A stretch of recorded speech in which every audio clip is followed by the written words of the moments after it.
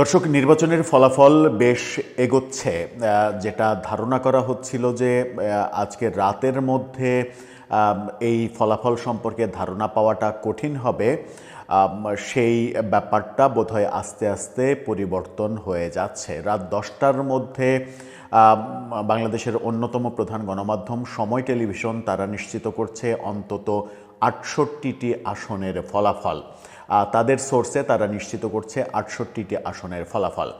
সেখানে আমরা দেখতে পাচ্ছি বিএনপি 50টি এবং জামাত জোট তারা 18টি আসনে, জামাত এনসিপি সহ তাদের যে জোট সেই জোট 18টি আসনে বিজয়ী হয়েছে। এই পরিসংখ্যান ওলটপালট হতে খুব একটা সময় নাও লাগতে পারে, কারণ আমরা তার আগের মুহূর্তে সময় টেলিভিশনের তার 1 ঘন্টা আগে যে পরিসংখ্যানটা দেখেছিলাম তাতে তারা বলছিল 52টা আসনের কথা, সেখানে 50টা বিএনপি এবং 2টা জামাত জোটের ছিল। সেটা আমরা দেখেছি যে 50-এর জায়গায় 85ই আছে বিএনপি, জামাতের সংখ্যা 2-এর জায়গায় 18 হয়েছে। সুতরাং ভোটের রেজাল্ট অনেক কিছুই হতে পারে, যদিও এখন পর্যন্ত যে খবরগুলো সারা বাংলাদেশ থেকে আসছে তাতে মনে হচ্ছে যে বিএনপি সরকার গঠন করার তাদের সম্ভাবনা রয়েছে। এর মাঝে একটা যেটা ভালো খবর, কে সরকার গঠন করবে করবে না সেটা তো ভোটের ফলাফলের উপরে নির্ভর করবে, তবে একটা ভালো খবর যেটা এরই মাঝে খুব অল্প সময়ের মধ্যে সামাজিক যোগাযোগ মাধ্যমে আলোচনার জন্ম দিয়েছে, সেটা হচ্ছে যে একসময় অপমান অপদস্থ করা হয়েছিল যে বীর মুক্তিযোদ্ধাকে, বিএনপির ফজলুর রহমান বীর মুক্তিযোদ্ধা, তিনি কিশোরগঞ্জ 4 আসন থেকে বিজয় লাভ করেছেন এবং বিপুল ব্যবধানে তিনি বিজয়ী হয়েছেন। একাধিক ফেসবুক পোস্টে তিনি সেটা নিজে নিশ্চিত করেছেন এবং বাংলাদেশের গণমাধ্যম কালের কণ্ঠ সেটা নিশ্চিত করছে। চলুন একটু জেনে দেখি, এই বীর মুক্তিযোদ্ধার সংসদে যাওয়া যখন কনফার্ম হলো যে ফজলুর রহমান তিনি ঘোষণা দিয়েছিলেন এবারের নির্বাচনটাই তার জীবনের শেষ নির্বাচন, জীবনের শেষ নির্বাচনে তিনি সংসদে যেতে পারছেন এবং একজন মুক্তিযোদ্ধার সংসদে যাওয়াটা যে কতটা গুরুত্বপূর্ণ সেই উপলব্ধিটা যারা করতে পারছেন তারাই ফজলুর রহমানকে অভিনন্দন জানাচ্ছেন। আমরাও আমাদের পক্ষ থেকে অভিনন্দন জানিয়েই চলুন একটু জানার চেষ্টা করি এই ভিডিওতে যে তিনি কত ভোট পেলেন, কত ভোটে জিতলেন এবং তিনি কি বলছেন এই ব্যাপারটাতে। থাকবেন পলিটিক্স টিভির নিয়মিত আয়োজনে।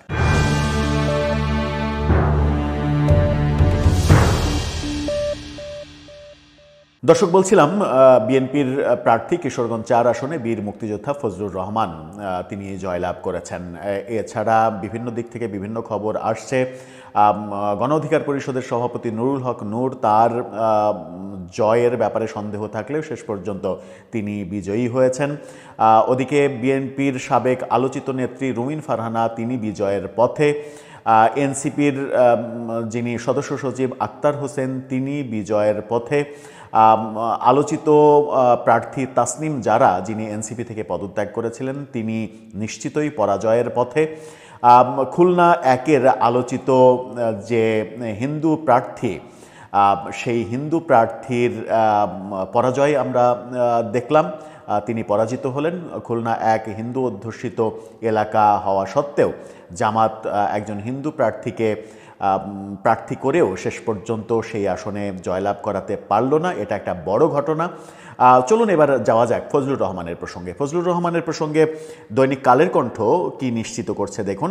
তারা বলছে কিশোরগঞ্জ 4 আসনে বিজয়ী বীর মুক্তিযোদ্ধা ফজলুর রহমান, এই তথ্য কালের কণ্ঠ নিশ্চিত করছে। পাশাপাশি ফজলুর রহমান নিজে 2টি ফেসবুক পোস্টে এই বিজয়টা নিশ্চিত করেছেন। একটি ফেসবুক পোস্টে তিনি তার পেজ থেকে লিখেছেন, 300 আসনের মধ্যে আমার আসনেই সর্বোচ্চ ব্যবধানে বিজয়, এই জনরায়ের নিরঙ্কুশ ঘোষণা, এটাই মুক্তিযুদ্ধের চেতনা।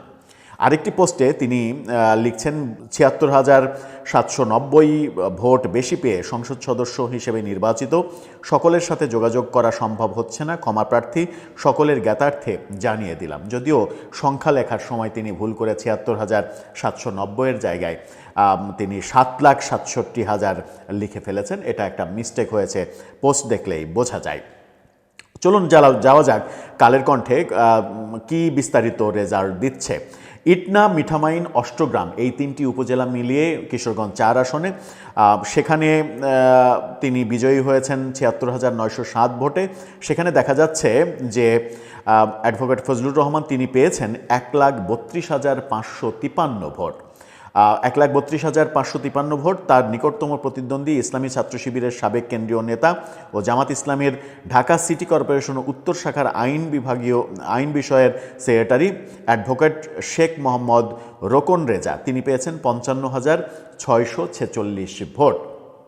৫৫,৬৪৬ ভোট মানে ৭৬,০০০-এর বেশি, প্রায় ৭৭,০০০ ভোটে তিনি পরাজিত হলেন। এই পরাজয় যখন আমরা দেখলাম তখন চলুন একটু এই আসনটাতে চোখ মেলে দেখি। এই আসনে আমরা দেখছি যে সংক্ষিপ্ত হিসাবে দেখছি যে এখানে ভোটার সংখ্যা ৪,০৮,৩৫২। এই ফটোকার্ডটা দেখলেই বুঝতে পারবেন। সেখানে ২,১১,১৮২ জন পুরুষ, ১,৯৭,১৬৬ জন মহিলা এবং 4 জন তৃতীয় লিঙ্গের ভোটার।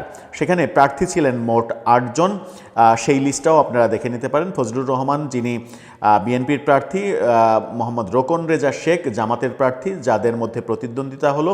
এছাড়া যারা প্রার্থী ছিলেন তারা হলেন কাজী রেহা কবির স্বতন্ত্র, নুরুল ইসলাম ইনসানিয়াত বিপ্লব বাংলাদেশ এই দলের, জয়নাল আবেদিন ন্যাশনাল পিপুলস পার্টির, খায়রুল ইসলাম ঠাকুর বাংলাদেশ খেলাফত মজলিস, বিল্লাল আহমেদ মজুমদার ইসলামী আন্দোলন বাংলাদেশ, মোহাম্মদ শাহিন রেজা চৌধুরী স্বতন্ত্র। অর্থাৎ এখানে 2 জন স্বতন্ত্র ছিলেন, সব মিলিয়ে 8 জন ক্যান্ডিডেট ছিলেন। সেখানে ফজলুর রহমান প্রায় ৭৭,০০০ ভোটের ব্যবধানে জিতলেন। তিনি দাবি করছেন যে এটাই এখন পর্যন্ত ঘোষিত যে ফলাফল তাতে সবথেকে বেশি ব্যবধানের বিজয়।